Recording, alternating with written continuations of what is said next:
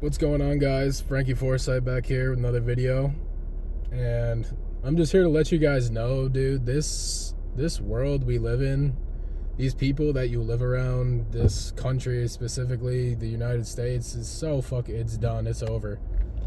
People won't even stand up for the most evil thing that you can do, which is the ritualistic abuse and torture of children. Does it really get much worse than that? And I'll tell you guys why I'm saying this, because I was just at the gym in the sauna. There was probably like 8 people in there, and I bring up the stuff about the Epstein files, and most of the people in there just ignore me. Nobody gives a fuck. Nobody gives a fuck about the innocent kids that don't have a voice, that are literally getting... If you look at some of the files, they're getting fucking eaten and abused, tortured.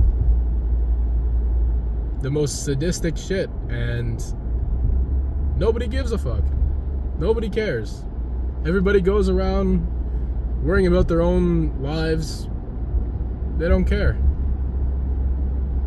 And I was in the sauna, and there's only 2 people that, and the only 2 people that responded to me, the only people that I was talking to about this, it was one woman and another guy, the guy that I see in there all the time. And they're going back and forth. I'm kind of adding stuff in or whatever. I kind of mostly listen more than I speak in general, so I'm kind of listening to them 2 talk about it. The one woman says that it's not for us to judge, it's for God to judge. And this is what I mean. This is the kind of shit that they put. This is why so many Christians are such pussies nowadays. Because they just...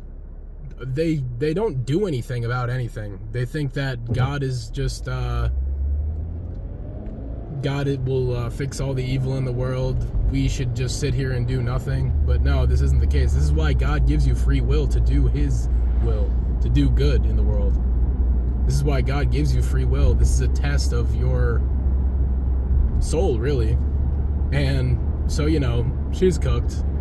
Doesn't really know what's going on. The other guy, he acts like he's concerned or whatever. He's like, oh, I have no sympathy for people that abuse children. And then you know what he says after? Because I said, this has been going on for centuries and centuries. You know, this has been because, you know, this has been going on since the Canaanites and the Aztecs and stuff, human sacrifice and child sacrifice and stuff, with this stuff with like Baal and Moloch and things like this.